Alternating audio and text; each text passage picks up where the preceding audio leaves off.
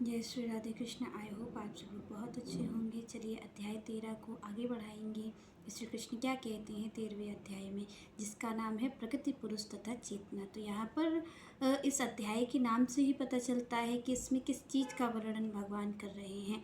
तो भगवान बता रहे हैं कि ये जो त्रिगुणमयी प्रकृति है ये क्या है, चेतना क्या है। चेतना मतलब जो चेतन है, आप और हम, जो आत्मा है वो क्या है। तो यहाँ पर उपभोक्ता जो जीव है, क्योंकि यहाँ पर तीन चीज़ें हैं, प्रकृति पुरुष और चेतना। चेतना जो भगवान के रूप में आत्मा हमारे अंदर जो क्या कहते हैं, यहाँ पर भगवान चेतन रूप में हमें कहते हैं। क्योंकि देखिए जो दो तरीके के होते हैं, एक तो जड़ होता है और एक चेतन होता है। और जड़ वो है जो कोई भी कार्य नहीं कर सकता, जो एक ही जगह खड़ा है। पर जीव कैसा है, जीव चेतन स्वरूप है। तो यहाँ पर भगवान विस्तार से बताते हैं कि क्या है उनकी प्रकृति, कैसे जो जीव है वो मुक्त जीव आकर के इस संसार में इस प्रकृति से किस तरीके से जुड़ जाता है, कैसे इस माया रूपी जाल में फंस जाता है। इस चीज़ को भगवान विस्तार से बता रहे हैं कि जो जीव होता है वो कैसे माया से संबंध रख लेता है, कैसे माया में लिप्त हो जाता है, कैसे इस प्रकृति के अधीन हो जाता है, कैसे इन तीन जो त्रिगुण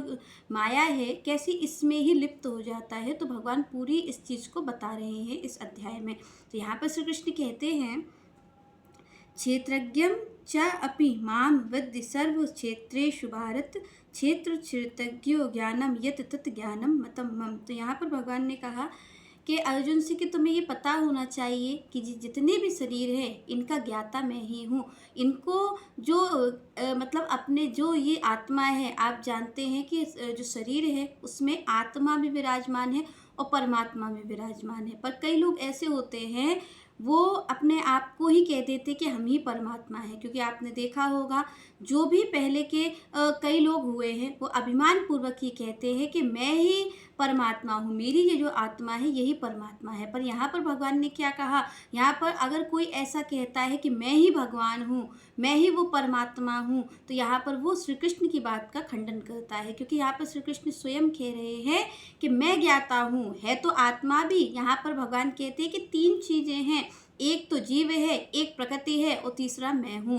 यहाँ पर भगवान कहते हैं पर ज्ञाता रूप में मैं बैठा रहता हूँ हर जीव के अंदर, चाहे वो किसी भी योनि में क्यों ना हो। तो भगवान कहते हैं मैं ज्ञाता रूप में उसमें बैठा रहता हूँ, मैं उसके संग ही रहता हूँ। आप और हम भक्ति करते हैं और आप और हम ये सोचते हैं भगवान की प्राप्ति हो जाए, तो क्या भगवान कहीं बाहर बैठे हुए हैं? क्योंकि आप और हम तो ऐसा ही समझते हैं कि भगवान बाहर है। पर जो संत जन है, जो भक्त जन है, उन्होंने जब बहुत चिंतन किया है तो यही पाया है कि भगवान जो है वो बाहर नहीं है, भगवान तो हमारे संग ही बैठे हैं।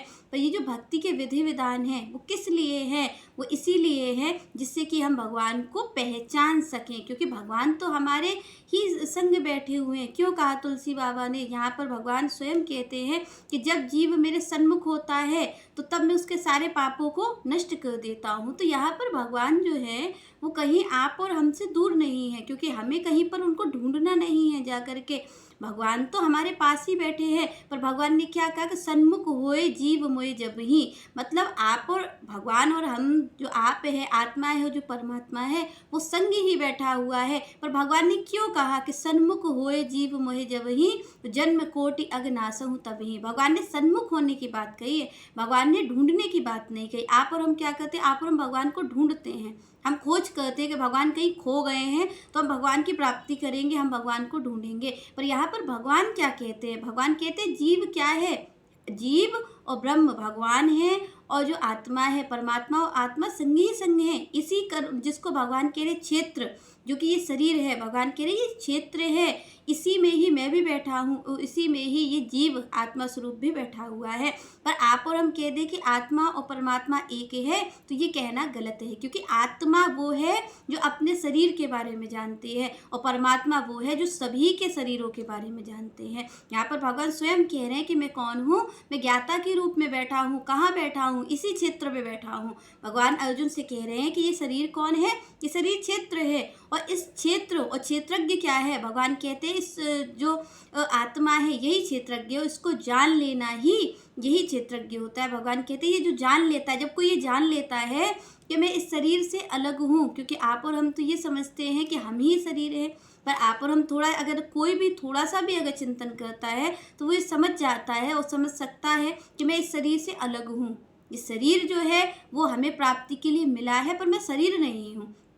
तो यहाँ पर भगवान ने कहा जो इस चीज़ को जान लेता है, जो जान लेता है कि ये क्षेत्र क्या है, जान लेता है कि आत्मा क्या है, तो भगवान कहते हैं जिसको ये ज्ञान हो जाता है वही क्षेत्रज्ञ होता है। तो यहाँ पर भगवान कहते हैं कि भाई किस तरीके से प्राप्ति होगी। तो यहाँ पर भगवान भी संग बैठे हुए हैं और ये आत्मा भी संग है। पर भगवान क्या कहते हैं कि जीव जो है वो मुझसे विमुख हो गया है। जब वो मेरे सन्मुख होगा तभी उसे मेरी प्राप्ति होगी। तो आपको और हमें भगवान को कहीं ढूंढना नहीं है। भगवान स्वयं कह रहे हैं कि मैं इसी क्षेत्र में, इसी शरीर में, इसी आत्मा के संग बैठा हुआ हूँ, मैं इसी में रहता हूँ। पर भगवान कहते हैं कि पर जीव क्या है, जीव मुझसे विमुख हो गया है। और विमुख किस कारण हो गया है? विमुख हो गया है ये जो प्रकृति है। भगवान कहते हैं ये जो प्रकृति है इसने ही इसको विमुख कर दिया है। ये अपनी मनमुखी चाल के कारण मुझसे विमुख हो गया है, जबकि आत्मा और परमात्मा विराजमान है। क्योंकि अगर ये जो चेतना है ये परमात्मा ही तो है। अगर परमात्मा ही नहीं होंगे तो ये जो हमारा शरीर है वो एक जड़ के समान है। जैसे एक जड़ वस्तु है वैसे ही आपका और हमारा शरीर हो जाएगा। पर भगवान इसमें विराजमान है तभी तो हम चेतन हैं, नहीं तो हम भी जड़ हैं। क्योंकि यहाँ पर आप और हम देखें तो क्या होता है, मृत्यु होना क्या है? वो चेतना का हट जाना ही तो मृत्यु होना है। तो यहाँ पर भगवान कहते हैं कि मैं संग में विराजमान हूँ। पर क्या है, जीव क्या है? मेरे सन्मुख नहीं है, वो मुझसे विमुख हो गया है। विमुख क्यों हो गया है? माया द्वारा वो विमुख हो गया है, क्योंकि उसने उससे संबंध जोड़ लिया है। भगवान कहते हैं कि अगर कोई मुझसे संबंध जोड़ेगा तो वो इस माया से मुक्त हो जाएगा। पर अगर कोई मुझसे विमुख हो जाएगा तो दो ही तो चीज़ है, एक तो माया है और एक दूसरे मायापति है। या तो आप और हम मायापति के चरण पकड़ते हैं या फिर हम माया के पकड़ते हैं। तो अगर कोई माया के पकड़ता है तो उसे ही बंधन कहा जाता है, और जो कोई मायावती के, जो मायापति के चरण पकड़ लेता है उसे कहा जाता है कि वो मुक्त हो गया है। तो भगवान ने कहा दोनों विराजमान है। मेरी प्रकृति ही कर्म क्षेत्र के रूप में विराजमान है। ये जो प्रकृति है भगवान कहते यही कर्म क्षेत्र है। तो इसी से ही आगे बढ़ कर के जीव, ये जो इसको साधन मिला है इससे ही मेरी प्राप्ति हो सकती है। तो भगवान ने कहा यहाँ पर तो मैं भी विराजमान हूँ, मैं भी जीव के संग रहता हूँ। और आत्मा जो है वो अपने शरीर के बारे में ही जानती है। पर भगवान कैसे है? भगवान कहते हैं कि मैं सबके शरीरों के बारे में जानता हूँ, मैं इसकी विभिन्न योनियों के बारे में भी जानता हूँ, जहाँ जहाँ ये जीव जो है जाता रहा है। क्योंकि कहा जाता है 84 लाख योनियाँ हैं। तो जहाँ जहाँ आप और हम गए हैं उसकी भी भगवान को पता है कि आप और हम किस किस योनि में गए हैं। तो भगवान कहते हैं मैं इस बारे में भी जानता हूँ कि जीव किस किस योनि में जाता है, इसके बारे में भी मुझे पता है। जिस तरीके से आप देखते हैं कि एक जो राजा होता है उसको सबके बारे में पता होता है, क्या अपने महल की जानकारी भी वो रखता है, जो उसके नागरिक होते उनकी भू संपत्ति, जो भी उनकी संपत्ति है, जो भी उनका हाल है, सब चीज़ों के बारे में उसको जानकारी रहती है। पर एक नागरिक को कितना पता रहता है? नागरिक को केवल और केवल अपने बारे में पता रहता है कि मेरा कैसा हालचाल है, मैं कितनी मेरी संपत्ति, ये सब उसको मालूम रहेगा। तो एक नागरिक को तो एक सीमित मालूम है, पर जो राजा है वो पूरे जितने उसके नागरिक हैं उसकी एक एक चीज़ पर उसकी नज़र रहती है। तो इसी तरीके भगवान कहते हैं कि जो मैं हूँ,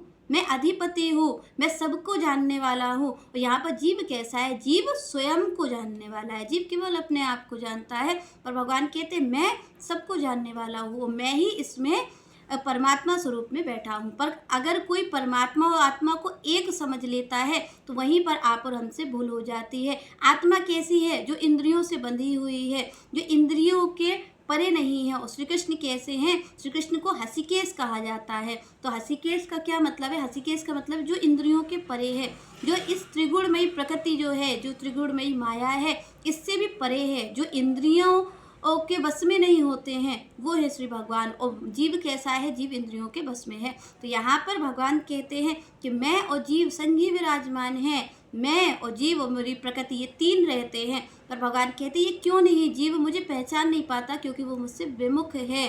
और यहाँ पर जीव कैसा है? भगवान कैसे हैं? भगवान अच्युत हैं। और जीव कैसा है? जीव च्युत है। यहाँ पर जो भगवान के अधीन है आत्मा, भगवान यहाँ पर कह रहे हैं ये जो जीव है ये कैसा है? ये मेरे अधीन है इसे। और ये जो प्रकृति है भगवान सबसे ऊपर है, क्योंकि देखो जीव प्रकृति के अधीन है। और ये प्रकृति किसके अधीन है? ये प्रकृति भगवान के अधीन है। ये प्रकृति जो है, ये जो भगवान की माया है वो किस तरीके से चलती है? आप और हम देखते हैं कि जो एक बाल्यावस्था आती है और फिर किशोरावस्था आ जाती है और फिर वृद्धावस्था आ जाती है और फिर धीरे धीरे हम मृत्यु की ओर चले जाते हैं। तो ये किस कारण होता है? क्या ये आपके और हमारे हाथ में है? क्या हम इसको रोक सकते हैं? पर आप और हम इसे रोक नहीं सकते। क्यों? क्योंकि ये प्रकृति द्वारा निर्मित है, ये प्रकृति ही रच रही है। प्रकृति आपको और हमें जन्म देती है और प्रकृति ही हमें बड़ा करती है, प्रकृति ही हमें धीरे धीरे वृद्धावस्था की ओर ले जा करके हमें समाप्त कर देती है। तो यहाँ पर ये तो प्रकृति है और प्रकृति के ही तो अधीन आप और हम हैं। जो जीव है वो किसके अधीन है? वो प्रकृति के ही अधीन है। यहाँ पर भगवान स्वयं कह रहे हैं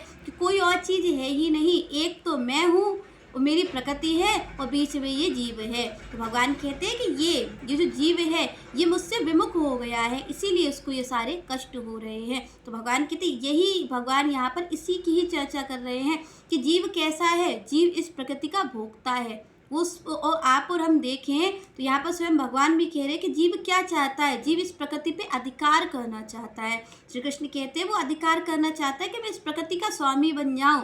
इसी में वो सारा जीवन अपना गवा देता है। इसी में वो जो अनमोल जीवन होता है जो मेरी प्राप्ति के लिए मिला है, भगवान कहते हैं वो किस चीज़ में गवा देता है? वो इस पर अधिकार करने में गवा देता है। तो यहाँ पर श्री कृष्ण कहते हैं कि ये जो प्रकृति है ये कभी भी ये ना समझे जीव, क्योंकि कई लोग तो अपने आप को ही परमात्मा समझ लेते हैं। वो कहते हैं भगवान जैसी कोई चीज़ ही नहीं होती, ये आत्मा ही परमात्मा है। पर आत्मा परमात्मा नहीं होती है। आत्मा अलग है और परमात्मा अलग है। आत्मा वो है जो अपने शरीर के बारे में जानती है और परमात्मा कौन है? जो सभी के शरीरों के बारे में जानते हैं। क्योंकि यहाँ भगवान ने क्या कहा? सर्व क्षेत्रेषु। वो कहते हैं मैं सभी के जो क्षेत्र है, ये जो शरीर है, इन सब के बारे में मैं जानता हूँ। तो यहाँ पर भगवान ने कहा कि ये जीव जो है वो क्या करना चाहता है? वो उस प्रकृति पे अधिकार करना चाहता है। आप और हम थोड़ा सा अगर चिंतन करें तो आप और हम क्या करना चाहते हैं? आप और हम यही तो चाहते हैं कि एक बार हमारी किशोरावस्था आ गई, अब हम वृद्ध नहीं हों। आप और हम यही तो कोशिश करते हैं। आप देखिए जो लोग होते हैं वो क्या होता है, अगर बाल सफ़ेद हो जाते हैं तो उन्हें काला करने में लग जाते हैं, अगर आंखें खराब हो जाती है तो उन्हें सही करवाते हैं। पर आप और हम कहीं ना कहीं कोशिश ये करते हैं कि हम उस मृत्यु तक नहीं जाएंगे। तो यहाँ पर भगवान कहते हैं कि ये प्रकृति किसी के कहने से, किसी के कुछ करने से रुकेगी नहीं, क्योंकि ये प्रकृति किसके अधीन है? भगवान कह रहे हैं इसके नियामक तो हम हैं। यहाँ पर भगवान उसके नियामक है। प्रकृति के भी ऊपर अगर कोई परम नियंता है तो वो स्वयं श्री कृष्ण है। भगवान उस प्रकृति के नियामक है, वो उनके अधीन है, प्रकृति उनके अधीन है। और जीव किसके अधीन है? जीव उस प्रकृति के अधीन है। तो आप और हम अधीन किसके हैं? आप और हम अधीन हैं प्रकृति के। और कब ये जाल छूटेगा? भगवान कह रहे कब इससे मुक्त होगा जीव?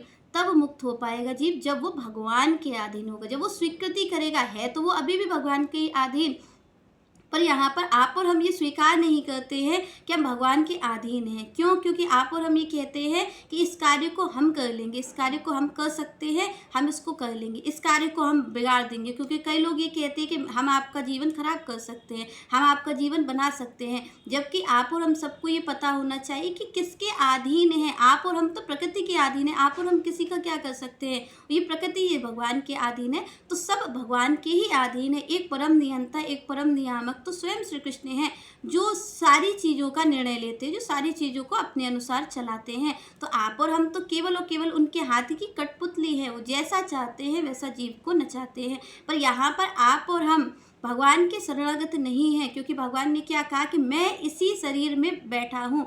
ये बहुत महत्वपूर्ण वाक्य है भगवान का, जब भगवान ने कहा कि मैं इसी शरीर में बैठा हूँ, मैं कहीं अलग हूँ ही नहीं।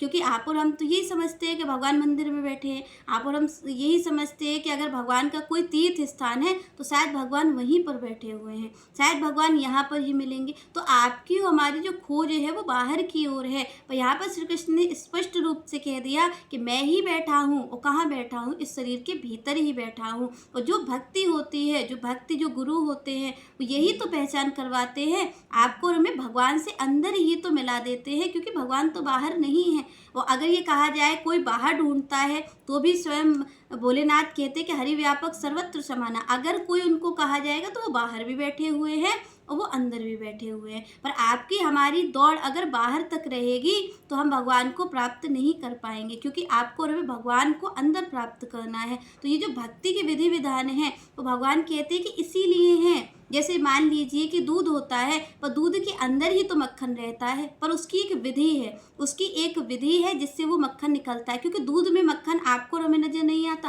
पर है तो उसी में ही छिपा हुआ, कहीं अलग से तो नहीं आता है, पर उसकी एक विधि है जिससे मक्खन निकल आता है। उसी तरीके भगवान भी बैठे हुए हैं आपके हमारे शरीर में, पर उसकी एक विधि है जिस विधि से हमें भगवान की प्राप्ति हो जाती है, जिस विधि से हमें भगवान का दर्शन हो जाता है। तो जितने भी संतों ने, महापुरुषों ने दर्शन किया है, उन्हें दर्शन कहीं ना कहीं अंदर हुआ है। सबसे पहले अंदर ही भगवान का दर्शन होता है, क्योंकि भगवान अंदर ही बैठे हुए हैं। तो यहाँ पर उसकी एक विधि होती है जो कि भगवान बताते हैं भक्ति योग में। जिन विधियों का वर्णन किया है, भगवान कहते हैं ये मेरी प्राप्ति की विधि है, पर आप और हमें क्या उन विधि विधानों का पालन करना होगा। जब गुरु के आदेश अनुसार आप और हम चलते हैं, तब हमें भगवान का साक्षात्कार होता है। तो यहाँ पर श्री कृष्ण ने कहा कि कभी भी जीव ये न समझे कि जीव परम नियामक है, क्योंकि आप और हम अपने जीवन में यही गलती करते हैं, क्योंकि आप और हम यही समझ लेते हैं कि सब कुछ हम कर लेंगे। तो यहाँ पर भगवान ने स्पष्ट रूप से कहा कि सारी चीज़ों का नियंत्रण तो मैं अपने हाथ में रखता हूँ, मैं सारा कार्य करता हूँ, और ये प्रकृति और ये जीव, ये दोनों मेरे अधीन हैं। मैं इनसे जो उनकी इच्छा होती वही कार्य को करवाते हैं। तो जब आप और हम ये भ्रम को हटा देंगे, किस कार्य को हम करेंगे, हम करते हैं, तो यहाँ पर फिर क्या होगा, हमें भगवान की शरणागति हो जाएगी। प्रकृति क्यों इतनी बल वाली है, आप और हम देखें तो प्रकृति भी अधीन है भगवान के, और जीव भी अधीन है। तो प्रकृति बलशाली क्यों है, क्योंकि प्रकृति शरणागत है भगवान की, भगवान को स्वीकार करती है कि हाँ यही मेरे स्वामी हैं। और आप और हम क्या करते हैं, आप और हम स्वीकार ही नहीं करते कि भगवान ही हमारे स्वामी हैं, क्योंकि हमें लगता है कि ये जो आत्मा है, जो हम हैं, वही हमारे स्वामी हैं। तो यहाँ पर भगवान कहते हैं कि मैं दोनों का नियामक हूँ, ये दोनों मेरे अनुसार ही चलता है। इसलिए आप और हमें भी भगवान की ही शरण ग्रहण करनी चाहिए, जिससे कि हमारे जीवन में सबसे पहला गुण क्या आएगा, जब हम भगवान की शरणागत स्वीकार करेंगे, जब हम भगवान के शरण हो जाएंगे, तो सबसे पहली चीज़ हमारे जीवन में क्या आएगी, शांति। जो आपका हमारा मन जो अशांत रहता है, श्री कृष्ण के शरण होते ही सबसे पहले जीवन में क्या आएगा, शांति हो जाएगी, जीवन में शांत हो जाएगा। ये जो आपका मन है जो दौड़ा भागी करता रहता है, वो क्यों करता है, क्योंकि आप और हम भगवान के शरणागत नहीं हैं। और जब हम उनकी शरण में हो जाएंगे, जैसे कि प्रकृति है, प्रकृति इस चीज़ को मानती है कि मैं भगवान के अधीन हूँ, तभी प्रकृति बलशाली है। और जब आप और हम भी भगवान के अधीन हैं, इस बात को स्वीकार कर लेंगे, जबकि है भी सही, पर आप और हम स्वीकार नहीं करते, यही हमारे और आपके दुख का कारण है। और जब आप और हम ये स्वीकार कर लेंगे कि हम भी अधीन हैं भगवान के ही, जब हम भगवान की शरण हो जाएंगे, तो आप और हम में भी बल आ जाएगा। किस चीज़ का बल आ जाएगा, भक्ति का बल आ जाता है। वो जीव आप देखिए, वो हर चीज़ को पार कर जाता है, वो हर कठिनाई को पार कर जाता है। कैसे पार कर जाता है जी, क्योंकि वो ये मान लेता है कि श्री कृष्ण ही मेरे स्वामी हैं, यही मेरे जीवन का निर्णय करेंगे। चलिए नेक्स्ट चर्चा हम नेक्स्ट वीडियो में करेंगे। तब तक के लिए जय श्री राधे, जय श्री कृष्ण।